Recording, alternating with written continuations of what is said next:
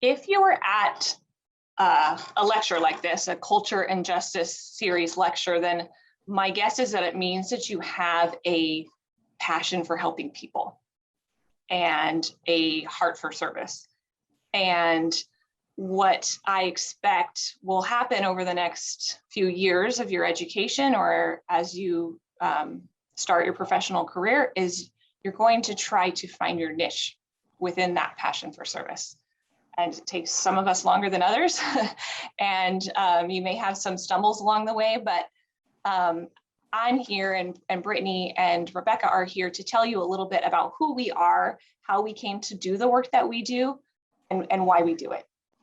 And for me, I found my niche in working with kids who are serving life sentences or extreme sentences. So what I mean by that is kids who are in prison for 10, 20, 30, 40 years, life, or even something we call life without the possibility of parole, which would be never being able to go before a parole board and seek a meaningful opportunity to be released.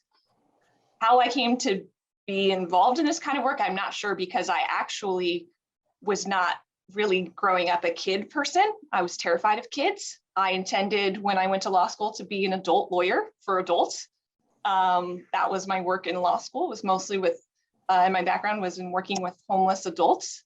And about 2 years into my career, I was unexpectedly transferred to our juvenile office, and I was terrified.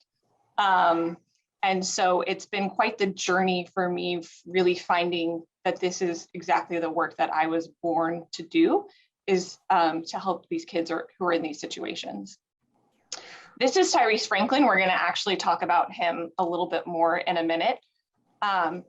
When I became a lawyer in 2006, and for somebody who ended up working with kids who were serving extreme sentences, it was actually a pretty exciting time, as we saw the United States Supreme Court and other courts catch up with some of the science and what we were learning about the adolescent brain. And so we started listening to social scientists. We really started to research the brain and how that affects our kids. And in 2005, we have this landmark case that the United States Supreme Court decided, called Ripper versus Simmons. And for the first time in 2005, I think this sounds a little bit crazy for me looking back, but only 15 years ago did the court strike down the death penalty for kids. Before that, the state was able to execute a child. And not only was this a landmark decision, it also really was the first time that the Supreme Court laid out these 3 key differences between kids and adults, and said that kids are constitutionally different for purposes of sentencing. We should not be treating kids the same way that we're treating adults. And the first is that kids are reckless. This is my picture of the youth brain. Okay, so another way of saying that we've learned about adolescent brain development is that we've learned about the youth brain. And once you learn about the youth brain, you cannot go throughout your life without seeing it everywhere around you. Kids doing stupid things, kids not thinking about weighing risk and consequences before taking action. In my neighborhood, we had a friend who had a pool, and we actually would jump from the roof to one of those big trampolines onto the pool. So that's my example of my youth brain. Not only are kids reckless, they're also more vulnerable to negative influences and peer pressure, okay? And it's not just, I think when I first became a juvenile lawyer, I had these ideas of somebody who's a heavy, somebody who's more criminally entrenched or older. And that's actually not even the case. It is sometimes, but if you look at the research, just being with another person, being with 3 people, that makes an individual less likely to make a good decision. You hear the terms group think, group speak. There are all sorts of examples of people doing really bad things in a group that never would have occurred if they were by themselves. The last is really important. It's that the character of a child is not fixed. So that concept that we used to hear about of somebody being a rotten egg and we need to give up, they're never going to have a chance, it's just false, okay? So kids are redeemable. okay? I believe adults are redeemable, but kids are resilient. I mean, in addition to their brains not being fully developed, they change over time with age, and they demonstrate an amazing capacity for change. So in 2005, we get the ball rolling with, you know what, we're not doing this right. This is my youth brain graphic. I mean, essentially, we hear, you know, age 18, that's the cutoff for the juvenile system, but that's really an arbitrary number. Research shows that most youth brains are developing the decision-making centers of the brain up until age 25. We all do it a little bit differently. But I mean, even probably a lot of people in this room, a lot of people in their undergrad education, the center of your brain that helps you make good decisions is still developing. And so the courts continued to try to figure out what this meant for sentencing and what this meant for what it means to be cruel and unusual punishment for a child. Is a life sentence ever appropriate for a child? And so you get this line that the justices basically draw, and they say, you know what? We've got to distinguish the juvenile offender whose crime reflects transient immaturity, which is most people, from this rare offender whose crime reflects irreparable corruption. So translated, what this really means is it's the rarest of kid who should not have an opportunity to make a case for release before a parole board or before a judge. And so what you have is this development of Eighth Amendment law and what is an appropriate sentence for a child, even accused and convicted of a crime as horrible as a homicide. So we're gonna go back to Tyrese again for a minute. So this is Tyrese. He was out of a Bay Area county, and he was involved in a homicide after his brother was bullied and beaten in the neighborhood. And he challenged his sentence during this time where all of the law was developing. And he said, you know what? My sentence is 50 to life. And what that means is he won't see a parole board until he's been incarcerated for 50 full years. So 66. Okay. And so he said, you know what, that's short. Or that's too long. I should be able to see a judge and get a shorter sentence because of my youth, my trauma, my ACE factors, my adverse childhood experiences.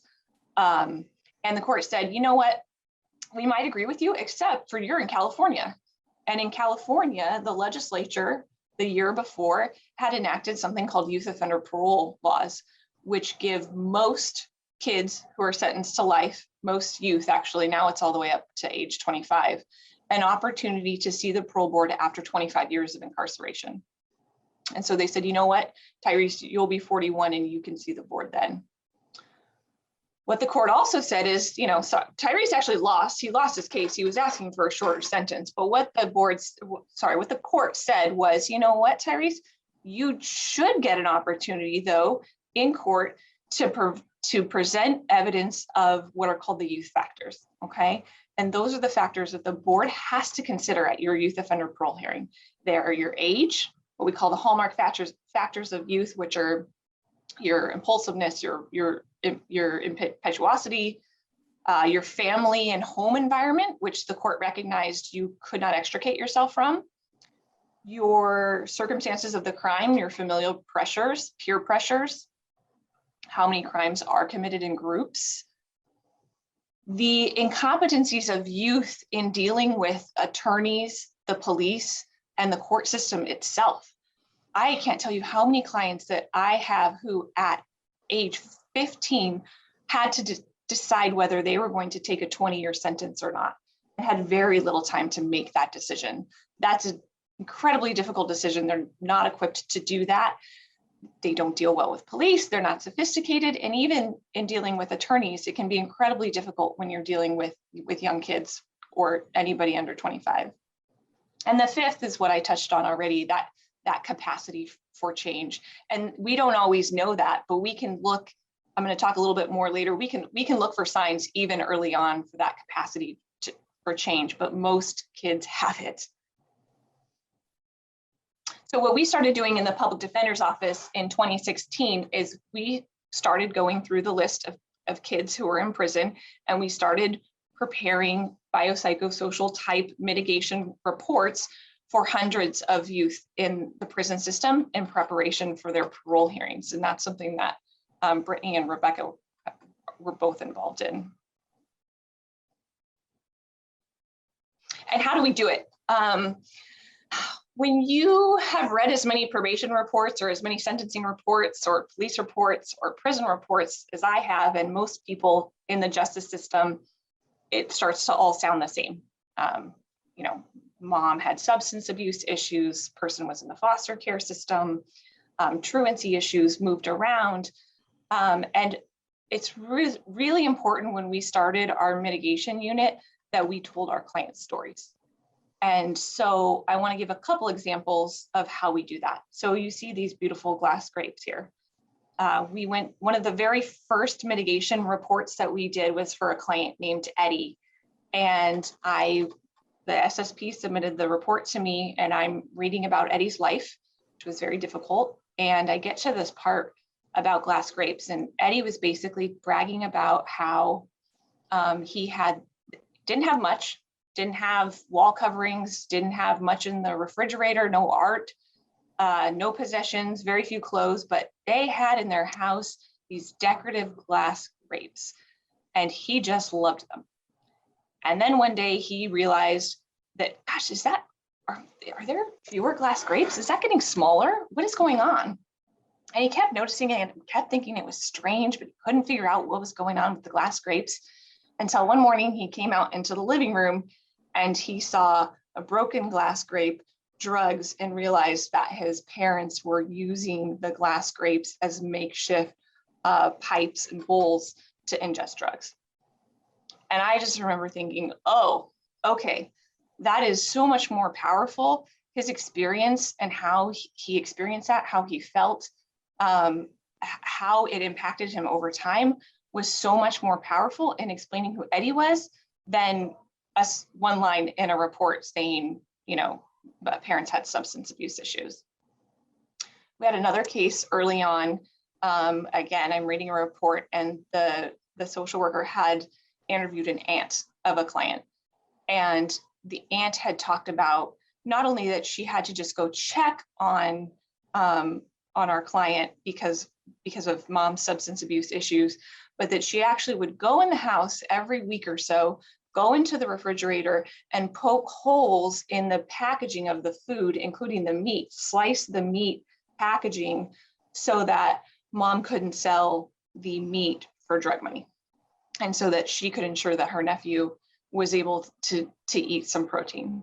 So when you hear it told like that, when those details are in the reports, it's how you make people feel, and it's how you make people care, and how you really move people and change their mind, especially in our cases where there's often a horrible crime. There's sometimes a tendency to just forget and ignore, and we're not letting people do that.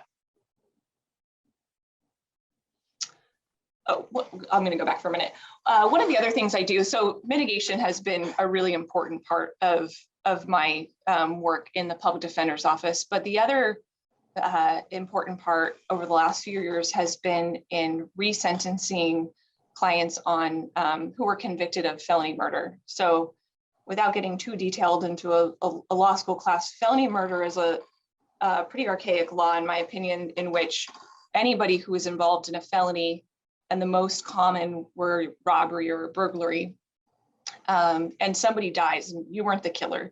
Somebody dies either accidentally, you had no idea that it was going to happen, you had no idea that somebody else in the group had a gun or a knife, something goes bad, you're not a part of it, you were planning on just trying to get your neighbor's video game out of his house when something else happened.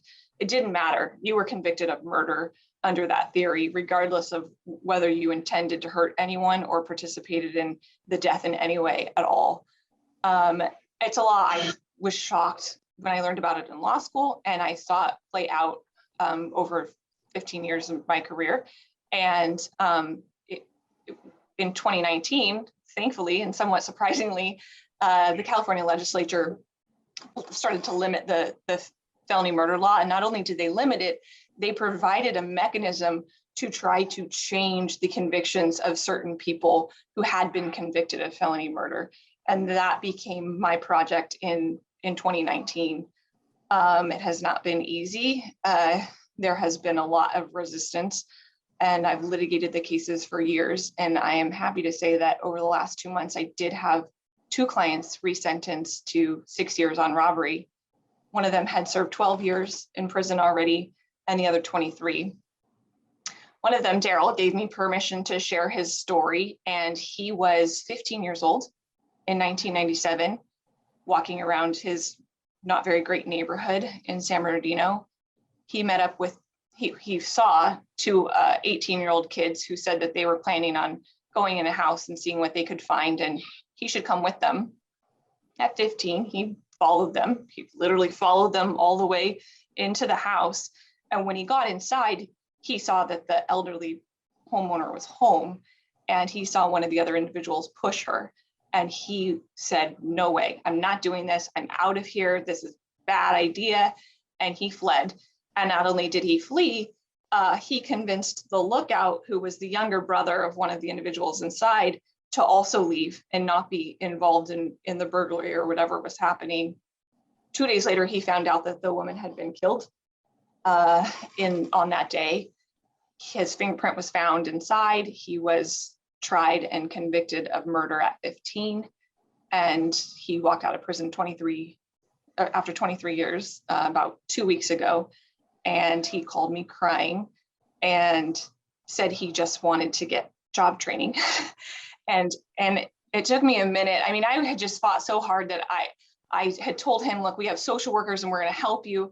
But when he said he wanted job training, it took me just a minute, and I stopped and I was like, he was 15 when he went in. He doesn't know how to do anything. I mean, the transition is already incredibly difficult. And it was so shocking to me, and we will help him. He's still sort of getting settled and trying to get housing, but that was a huge deal for me personally, and a really important part of the work that we do. All right, let's talk about my superhero friends, Rebecca and Brittnay. They really are superheroes. One of the highlights of this work has been in working with both Rebecca and Brittnay. Rebecca and I started working together in 2016, I think. I don't know. I think it's 2016. Okay. And I was fairly new to working with social workers at that point. I had done a little bit. And all of a sudden, without a whole lot of notice, I was told, okay, you have a new social worker starting. And I said, great. And I was already very untethered, learning juvenile law and being sort of uncomfortable in that realm. And so, but I also I love to create relationships. I love to create anything new. And so Rebecca and we went to court together, and whatever they threw our way, we did it together. So we would sit in the hallway and we would talk to somebody, and Rebecca has really good listening skills. Lawyers are not known as much for their listening skills, but we would talk to somebody and I would take care of the legal part, and Rebecca would do the hard part, which was making sure that the person had their education needs met. We did a lot of work getting people our kids who didn't have IEPs, much needed IEPs. Rebecca would go to the meetings. We helped try to get education advocates, set up substance abuse, all of these things that I really wasn't equipped to do. Rebecca would do it. And it was really a very special time as we kind of built relationships with 2 of us, but also inside the courtroom. It got to the point that Rebecca could put together a reentry plan for a child who either we were trying to prevent from going into placement or we were trying to have released from the juvenile hall. And in the beginning, those hearings would usually require testimony or Rebecca going on the stand. And it got to the point that Rebecca gained so much credibility with the judge and the prosecutors that she would come in with these charts that we would make, and she would show them to the judge, and the judge would say, yeah, that's good. If Rebecca says it, then she's going to follow through and it's going to be a good plan. I mean, it literally would have, if X, then Y. This is what's going to happen you know, the client has an issue with mom, this is who we call. And so we would put those comprehensive supportive plans together, and it did a world of difference for our clients. Rebecca and I, in those early days, had a child dropped off to us. One of our teenage clients was given to us as somebody who had just a newborn at the time that I wasn't sure how to take care of. I certainly didn't know what to do with a teenager, but we managed. We were creative, and we figured it out. So when I first went to Juvenile, I was working with a different social worker before Rebecca, and I had a client call me and say she was on the roof. And I talked somebody off of a roof with the help of a social worker in my ear. And so again, it's been such a phenomenal, powerful partnership to have for our kids. I also had the opportunity to work with Brittnay, and it was some ridiculous number of biopsychosocials that Brittnay has done. She has done them in my cases.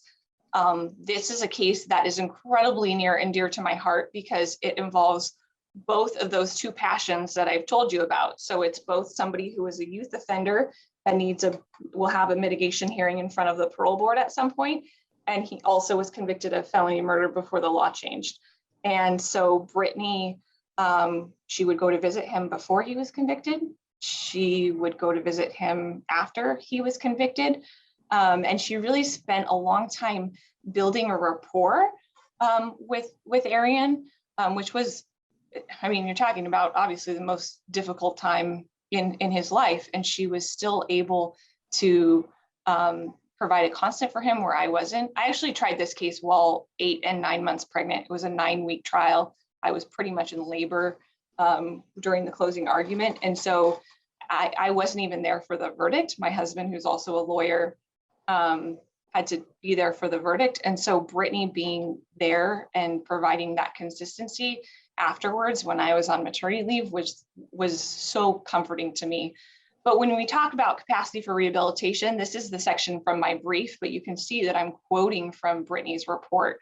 You know, it says, as Ms. Nail recognized, he's resilient, he's maintaining relationships, which is incredibly important when you're talking about the prison and parole boards, because antisocial behavior is really what they're looking for when they're trying to determine who's that rarest person that they don't think should be released. He was teaching himself to read.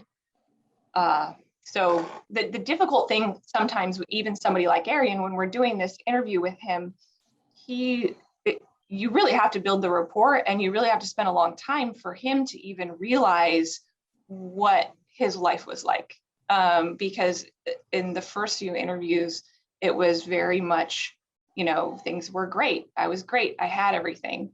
And then when you start reading medical records and school records, and you see 16 schools in, you know, a few years, and you see all of the canceled medical appointments and the unfilled meds, and you really start to be able to build a picture. And so Brittnay is incredibly gifted in storytelling and in building the kind of relationship to make those biopsychosocial or mitigation reports fantastic. So I'm going to turn it over to my amazing colleagues after I read an email about them that was sent today by a couple of my colleague attorneys in the office after they found out it was Social Worker Month, National Social Work Month. This is from an attorney supervisor in our office. To all of our social workers, thank you for your compassion, dedication, patience, humanity. You are a light for our clients during a time of fear, frustration, and humiliation. I was in jail and you visited me. I was without shelter and you found me a bed. I needed a ride and you got me transportation. I needed help and you offered it to me. Your job is in essence to perform everyday miracles. Keep up the good work. And the second, there were many of these. Our social work practitioners have dramatically improved the quality of our representation and our ability to truly serve our clients. Thank you for your excellent work and dedication.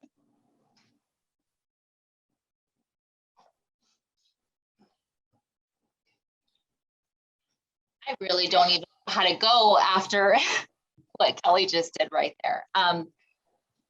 Sorry, I shouldn't have done that right then.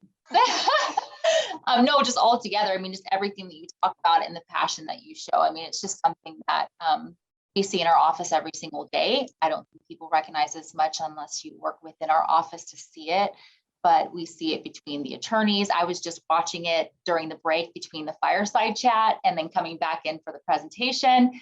There were two attorneys encouraging one another and making sure that they were, practicing self-care, and it was just beautiful. And we do it with one another. Rebecca and I, we process literally like almost every single day of our work days. So it's great, but thank you again for all of those nice words, Kelly. We really appreciate it. So going into what is forensic social work. So forensic social work is fairly new to the social work profession.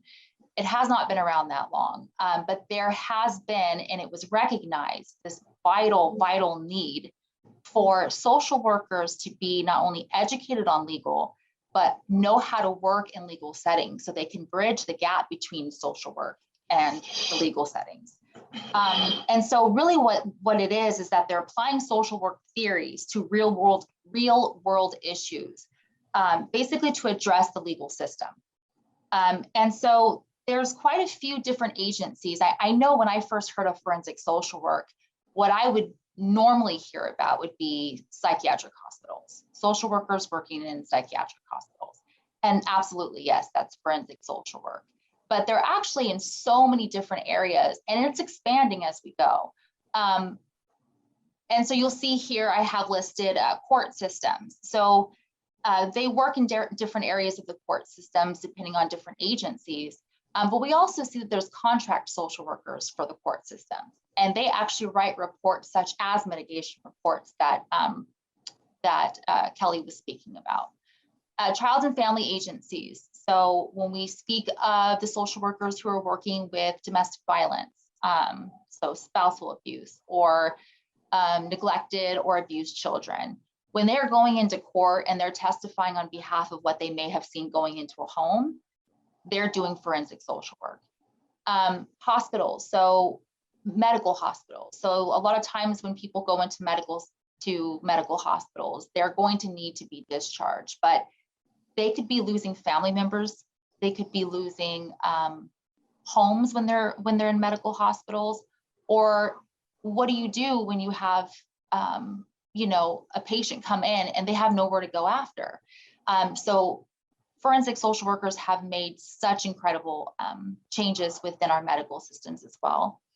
Mental health and substance abuse agencies and programs, as mentioned, that was something that I've done. Mental health and substance abuse programs, they mainly need forensic social workers for the expertise of writing clinical assessments or being able to ask those questions, but in a very sensitive manner, because you are addressing somebody at what can be one of the most vulnerable times of their life. So it's very important on how you address them in the clinical work. And so those forensic social workers would be doing jobs like that. They would also be doing group therapy, individual therapy, discharge planning, things like that. There's correctional facilities, prisons, juvenile halls. So for example, one of the social workers that work in a forensic social work setting would be in our juvenile hall. We have the FAST team, which is the version of the mental health services that they provide within our juvenile hall in San Bernardino County. And there's a social worker that works for the FAST team. So she would be considered a forensic social worker as well. And faith-based institutions. So for instance, we have Salvation Army, and Salvation Army is a faith-based drug rehabilitation program. So when you're looking at that, social workers that would be working day in and day out with those, those people who are trying to recover from drugs or alcohol, that is something that they would be doing, and that is forensic social work. Next slide. Thank you, Brittnay, for sharing a little bit about forensic social work. And I'd really like to go about talking about the evolution of our social work program, also known as our HAPPY unit. And that actually stands for Holistic Advocacy and Partnership for Impact. What makes us unique about our office is there's very few public defenders offices within our state that have social workers. That's a very new idea. And it was definitely a change in culture within our office that has definitely evolved over time. So in 2004, we had our first contracted social worker, and she was actually assigned to our truancy program. And I'm really happy and excited to share with you guys that now we've expanded to 3 different truancy programs. And we are servicing various cities within our county. We're covering Snowline, Fontana, San Bernardino City Schools, Colton, Victor Valley. So this is definitely a growing program. And in 2006, our social worker, an additional social worker, was hired for Placement Project. And Placement Project was created so that our kids that were in group homes were successful while they were there, and that we were able to make sure that they were safe, that they were healthy, that all their needs were being met, that we were able to communicate with the attorney and giving them proper updates as to how their clients were doing, and being that consistent person for them while they were in placement. And then making sure that they transitioned well from placement back to their home, and that their family unit was united as best as possible. So in 2008, we established our social work internship program, which we are so grateful to have CBU on board. So thank you. It's a wonderful partnership. We currently have partnerships with Loma Linda as well, Cal State San Bernardino, Cal State Fullerton, and Cal State LA. And I'd also like to share with you that Brittnay and I started as interns. So as students at CBU, just a token of advice, really think about where you want to intern, because interning at a location not only gives you the opportunity to see what employment opportunities are available through that internship, whether their mission aligns with your values, whether their goals and aspirations and values of that agency align with you as well. So just look at it as an opportunity to kind of get your foot in the door, get familiar with what's available to you, and just know that there's a possibility to go and progress within your internship to a full-time position. And in 2012, social workers were assigned to PRCS. PRCS is our post-release community supervision population. So those are individuals who are in our prison system and then are supervised by our county detentions. So in 2013, we hired our first supervising social worker. And then in 2016, as Kellie and Brittnay have shared a little bit about mitigation and their mitigation reports, we hired a mitigation specialist. And then in 2017, our unit received some additional funding to look at those youthful offender cases that Kellie was referencing. And I'd probably like to share that we now have 15 social workers at the Public Defender's Office. So that's something I say very proudly. And I'm very happy to have shared a little bit about our unit.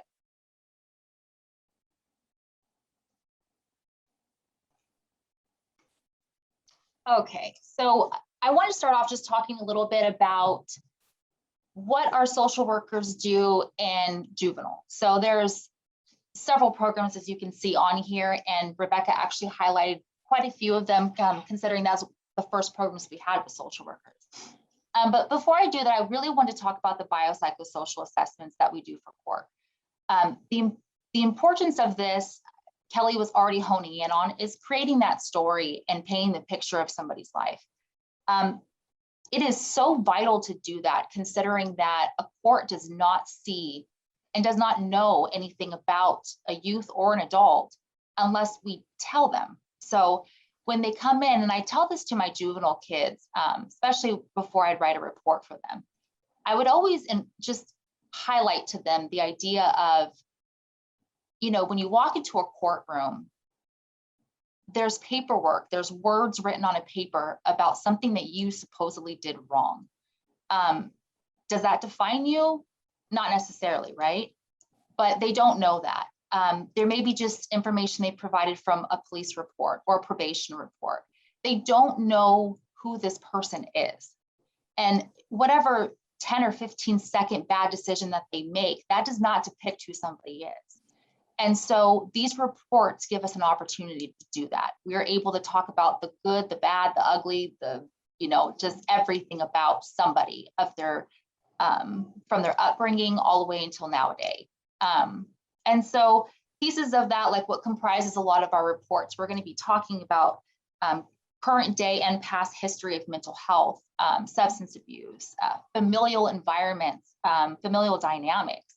We'll talk about different relationships, whether it be social within school settings, neighborhood settings, family settings, social economic status. We so often, I guess, with the population we're working with, they're impoverished. They grow up with sometimes not even those basic necessities. And so we really need and focus on the fact of, if you didn't have any food to eat growing up, what did that do? What would you do? How did that affect your family? How did it affect your ability to concentrate in school? So just very basic stuff like that, you ask these little questions and you really paint a picture of somebody's life. If they grow up in a gang entrenched area in their neighborhood, and let's say that they don't have transportation to school, they don't have a vehicle, how likely are they going to want to go to school every day and walk that distance from their neighborhood to the school?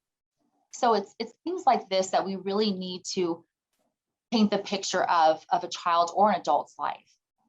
We talk about grief and loss, if they've lost close family or friends to them, and how did that impact them? And even more so, did they get help for that? Were they offered counseling?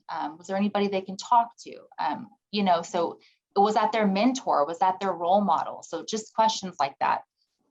We also want to tie into research. So that is a very powerful thing that we do. When we are talking and stating facts about somebody's life, or facts as we know it from that person or their family or friends, the most important thing for us to do is to tie that in by research. Well, what could that do? What illnesses can that cause? What factors in their life can come to fruition because of certain things that had happened in someone's life? So we really work about focusing on that. And then treatment recommendations. So like I was mentioning, if somebody had grief and loss and they lost their family member, were they offered counseling? If they're talking about depressive symptoms, but then said that they've never been seen by anybody for mental health, have they been struggling with depression since they were 7, 8 years old when dad died? So we definitely like to tie in the treatment recommendations, because it's not fulfilled when we're writing something unless we're explaining to the court what we will do to help this person. So that's pretty important for our reports as well. And what I have in parentheses, there are transfer hearings. So this is specific to juvenile, but transfer hearings they happen in juvenile court, and it's when a court decides or a judge makes a decision if a youth will be either staying in juvenile court, where they will be offered a lot more treatment and rehabilitation, or due to their crime, are they going to be seen and their sentence and their trial be done in adult court. So these are really important, because it could be literally the decision of a child getting the services that they need. So it's very important. And I've actually testified in a couple of these transfer hearings.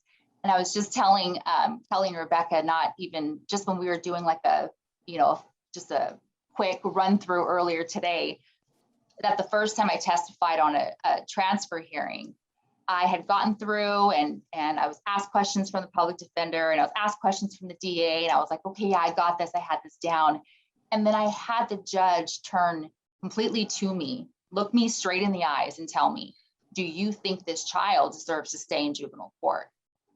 And luckily I did. So, I was able to say absolutely, if you, like Kellie had mentioned before, you give a child some opportunities and some support, and you can see them flourish almost at any time. So I've seen this with this young kid, and he never had those chances before. And so he actually did stay in juvenile court. It was a decision made, and he did quite well. And from what I just heard is he's going to be getting out fairly soon and be able to just continue on with his life. And we will definitely be there to help him transition with that. So then the actual programs that we work with are going to be the next ones coming up. So CASE is the Coalition Against Sexual Exploitation, and it's the San Bernardino County's multidisciplinary response to children who are being sex trafficked. And there's a big team of people from multiple county agencies that come together. And what the whole purpose is to provide direct services to the youth that are being sex trafficked in San Bernardino County. They do outpatient services, or I'm sorry, outreach and community collaborations with it. They do what they call case trainings, which actually educate the community and other county agencies on what this looks like within our county. And then there's placement project, which I know Rebecca definitely highlighted about. And so the one thing that she was mentioning, which is the most important, is the continuity of care. So once a kid goes into placement, we make sure to follow up with them. And then when they're going to be coming home, making sure that they have the support and they have a plan going and moving forward. And our truancy programs, this is an interesting one because these are actually, our social workers working with these programs are not working with public defender clients, which is quite strange, but it's we have grants for these programs. And what we do is we are a piece of this big puzzle that works with these school districts and helping kids who are truant. And so what we would do is, or the social worker would attend the SARB, the Student Attendance Review Board meetings, and she actually works holistically with the families. So what we do see with truancy and a lot of other things is that we've got this issue where this kid's not going to school up here. But what we're not recognizing is the foundation. Why is this happening? I mean, what's going on down below? I mean, and then when you dive into it, which our social worker does, that's when you get to recognize, oh, wow, there's a lot of drugs in the home and there's nobody waking them up in the morning. Or, you know, you just hear, so I could go on forever about it, but you understand that it comes from somewhere a lot more deeper, a more rooted issue. And that's what you really want to address. And then you can see the attendance that improves if those are being addressed appropriately. So we have 3 truancy programs now, as Rebecca mentioned. We completely expanded that.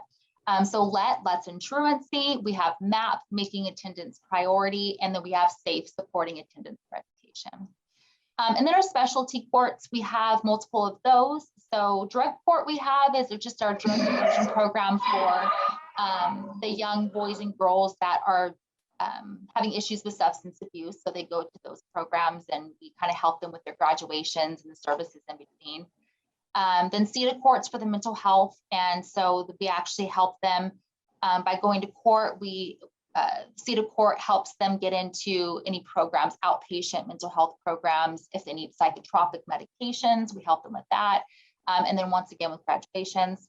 And the same goes for girls court. So girls court is in San Bernardino County for the young at-risk youth that we have between the ages of 13 to 17. And a lot of times when we're speaking about these at-risk young girls, they're actually a lot of the girls that we see on the case team that are sex trafficked kids. So it kind of goes hand in hand sometimes, and we work collaboratively to help them. Next slide. So I'd like to share a little bit about our adult programs. And I know that we shared a little bit about our biopsychosocial assessments and our Franklin hearings. And so those particular biopsychosocials, as Kellie mentioned, highlight the hallmark features of youth, right? The impetuosity, their maturity, brain development, peer pressure, right? And making sure that we highlight those particular areas of deficiencies and areas of growth that could potentially happen for these clients. We also work with our clients to create reentry plans, right? Talking about what that looks like when they're released. Do they have simple transportation from the detention center to where they need to go, to their home, if it's with their loved ones or if it's a placement? Are they getting the mental health services that they need while they're in custody? We work with correctional mental health detention centers, making sure that they're stabilized, that they're getting their medication, that they get the prescription that they need when they're released, and that they're connected to a doctor upon release. We work on diversion cases, right? Making sure that clients' mental health is recognized and recognized as a mean to divert clients from potential incarceration, right? Addressing mental health as something that could be a reason or cause for these this potential criminal activity, right? And making sure that that's addressed. SMI competency assessments, making sure that our severely mentally ill clients are capable to assist their attorneys in their representation. That is so very important. And those assessments occur even before they're assigned a public defender. So we have a social worker doing that as well.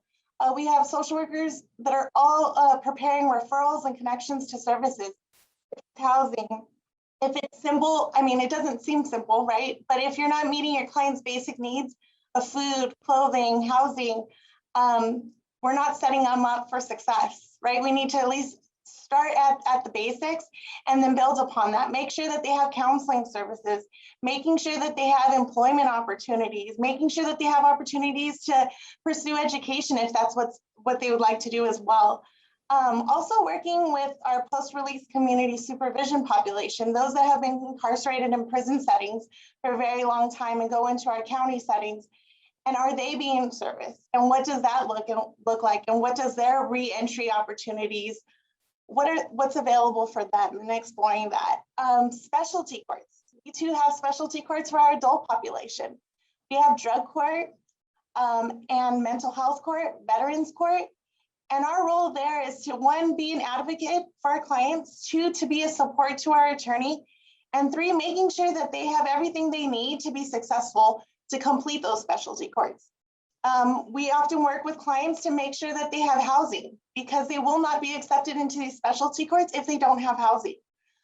We also work with them to create regular transportation, because if they don't have transportation, they can't get to court. So we make sure that all of those needs are met, and that drug court or mental health court or veterans court is what is suitable and appropriate for that particular client. Next slide. Oh, I'm sorry. One other thing I'd like to share. I know that Brittnay took some time to talk about our juvenile programs. I know I spoke a little bit about our adult programs, but I also wanted to share a little something about what we're doing for our clients and their children. I think sometimes those children or those extended family members are sometimes not forgotten, but I think we focus so much on our clients and their legal cases and their outcomes and how we can service them. But we've taken this amazing idea that Kellie came up with and spearheaded, the idea of supporting our children of incarcerated parents. And so we came up with a program called Q, and it stands for Children United Through Empowerment. And we recognize that with this particular population or children, that they needed other children that they could relate to, that they could feel like there was a community around them, that they had a space to be vulnerable, and that there could be a sense of community. And so it started right around Halloween of last year. We created, actually, I think it was prior to COVID, but we created a Halloween event. And we got donations from Cal Poly Pomona, where we created this huge pumpkin patch where they were able to come and pick pumpkins. And then we went and we had games where attorneys and social workers were playing games with these children, and they were playing with each other.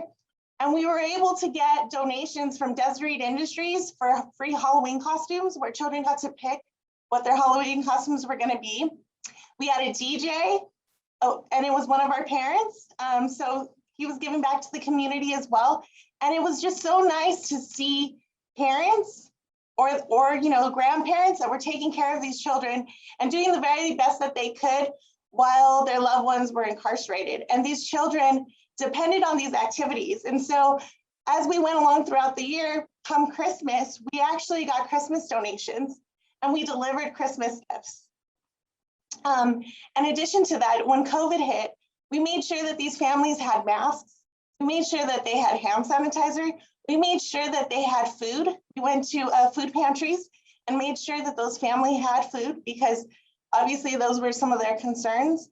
And now we're planning our spring festival, and we're thinking about, obviously we can't have a festival due to COVID, but we're gonna be delivering Easter baskets.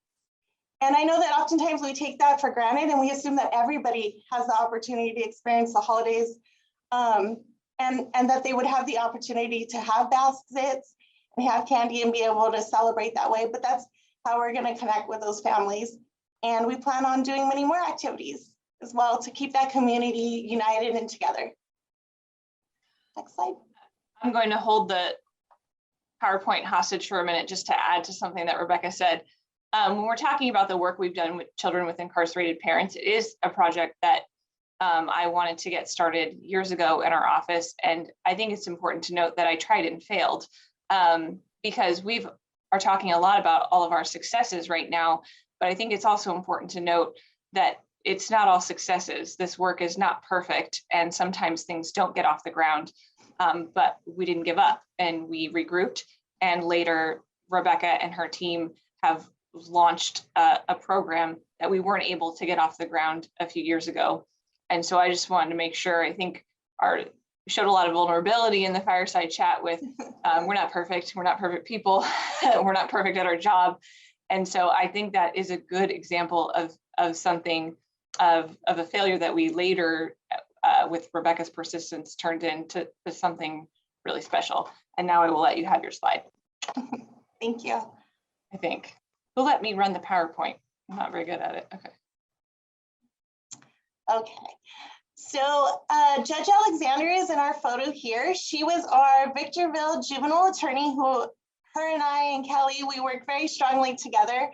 And this is Christopher. Christopher came and became a client of ours because he was selling marijuana on his campus up in Apple Valley. And so the school decided that they were going to expel Christopher. And they had shared with Christopher that he needed to complete a drug treatment program. And so with Kellie's assistance and with the expectations of the judge, he was required to participate in drug court. Drug court is much more extensive than probably any drug rehabilitation program that you can think of.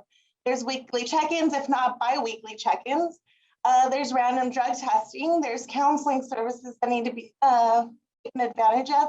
There's family wraparound that's provided. So it's a very rigid program, and he was successful at it. He completed drug court. And not only did he complete drug court, but we made sure that we addressed his dad's alcoholism and made sure that he got sober. And because of that, we also worked with mom and dad and made sure that they addressed the domestic violence that was going on in the home, making sure that the home was a safe place for him and his brother to succeed and to feel safe in their home as a family. We also worked with his brother to make sure he got an IEP and that he got tutoring services. So because of his involvement in drug court, the whole family was serviced. It was very much a holistic approach to assist everybody in that family so they could get healthy and happy and safe. But along with this is, I actually wanted this kid to graduate, and I know Judge Alexander wanted him to graduate at his high school. And so I went to Apple Valley High and they said, no, he did not pass his drug treatment program. And I explained what drug court was, and they said, that's not what we asked for. We asked for him to do a drug treatment program. And they said, well, you know, he can graduate with us, but he can't cross the stage. And yeah, well, I mean, he could stand when everybody's crossing the stage, but that's all he can do. And all I could think of was, I'm sure this kid has already been stigmatized. I'm sure that putting him to stand while everybody crosses the stage would be that much more traumatizing and devastating to him. And so we worked as a team to come up with a way to create a graduation that would be that much more special than anything he could experience in high school. And so we invited his probation officer, we invited his favorite teacher, we invited several different attorneys that he worked with. We invited his family, we decorated the courthouse, we had the graduation march, and Judge Alexander presented him with his diploma. And he turned to Judge Alexander and told her, this diploma and this experience is so much more than I could have ever experienced from Apple Valley High, and I thank you. But the success didn't just happen there. Christopher had talked to me over time, and we had discussed future goals. And he said, you know, Rebecca, all I want to do, I want to buy my mom a home. I said, well, yeah, that's a great goal. I said, and you know what, you're great at stuff like that. He used to sell the packets of coupons at the gas station. And I said, man, I said, you have the gift. I said, have you ever thought of getting a business and real estate degree? He's like, business and real estate? I said, yeah, why would you only get your mom a home? Why wouldn't you help others? I was like, yeah, okay. And you just never know what seeds you're planting, because probably 6 or 7 months after his graduation, he shows up to my office with a backpack, and I'm like, Christopher, what's going on? He says, you know, Rebecca, I'm here to register for college. I said, oh, really? I said, well, come on back. So we go back to my office, and he says, so I want to register for college. I said, okay. I said, well, what are we going to register for? He's like, we talked about this, business and real estate, Rebecca. Okay, let's do it. So we registered him at BBC and he started his classes. Crazy enough, probably 6 or 7 months later, I decide I'm going to go to Home Depot by my office to pick something up. And I hear, Rebecca. I'm like, who is this? And he goes, that's my social worker from the public defender's office. Hey, Rebecca. And I go, hey, Christopher, it's okay. You can just call me Rebecca. You don't have to call me your social worker from the public defender's office. He's like, there is nothing wrong with that, Rebecca. Yeah, you're my social worker. Okay. And he was working at Home Depot and going to school. And so you just never know what seeds you're planting for clients. And I think my takeaway is that you can address one issue, but you need to address it all, right? And you should never put limitations to your clients, and you should plant seeds because you never know where it's going to take you. Next slide.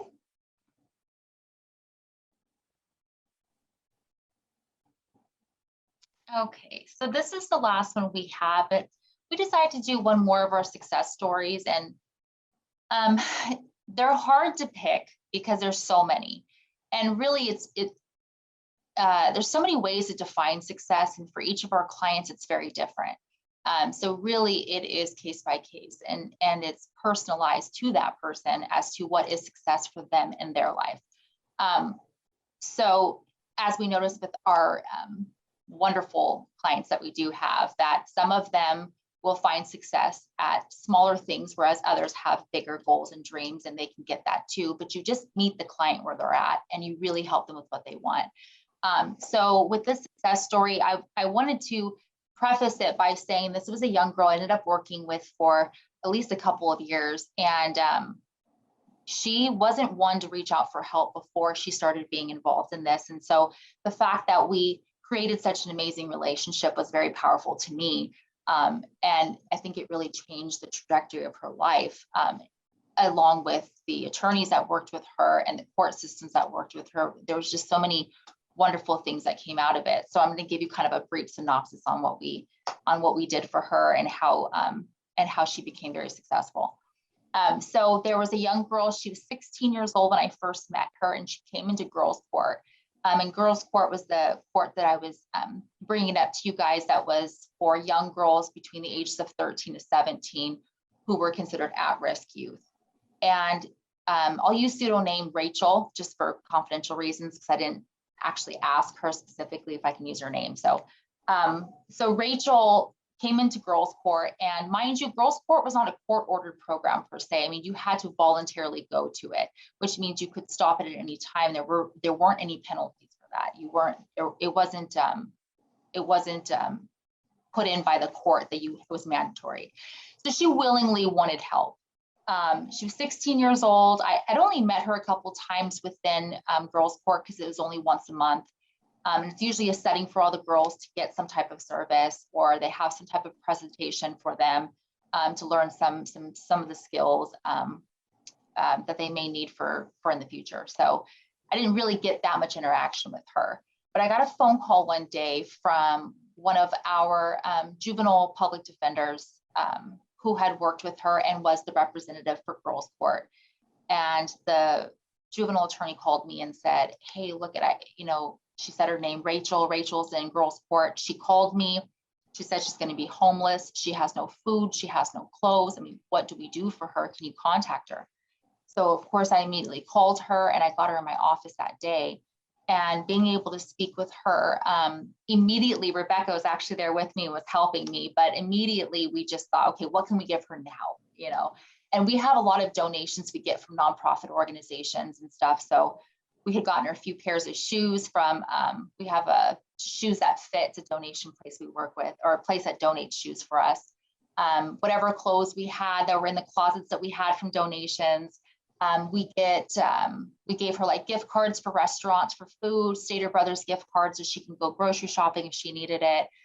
Just initially, whatever we can really provide her at the moment. And then obviously my big goal was to make sure that she wasn't going to be homeless. But what I noticed most about this whole experience was when she walked into the office, this was a day that it was about like 102 degrees outside. It was sweltering. And she was wearing a very like overly dramatic, large black sweater and jeans. And I didn't want to, of course, ask for anything, even considering the fact she had mentioned and made a comment of not having clothes. And so, of course, that's the last thing that I wanted to do. I just wanted to be there for support. But she ended up feeling a bit comfortable after a while and reporting that she was 7 months pregnant.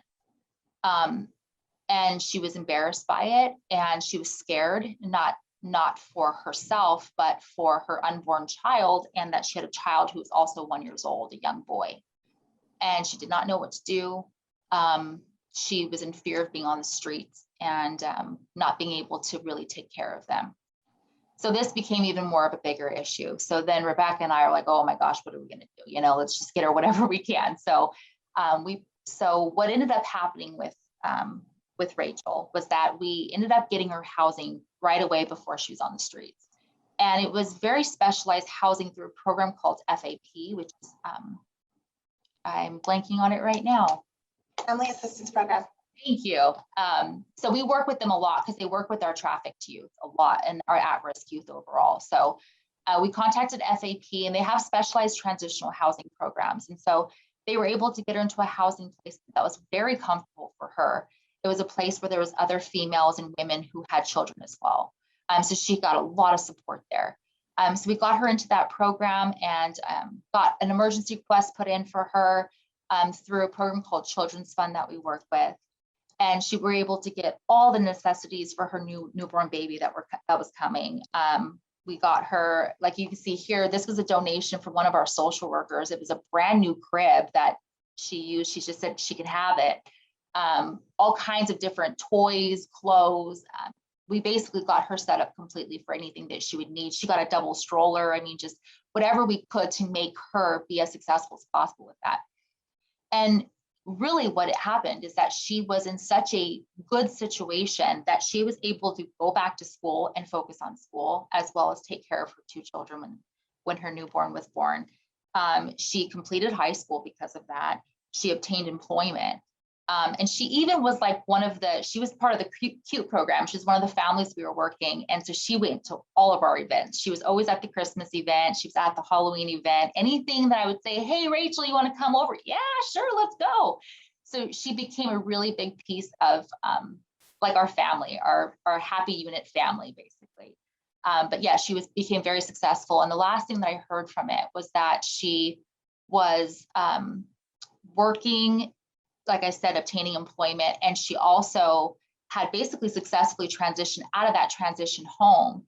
And they loved her so much there that they helped her with additional housing. So now she's just taking care of her two kids and taking care of herself and moving forward in her life. So I wanted to leave you guys with that last success story, but we could probably go on forever and tell you guys a million of them. So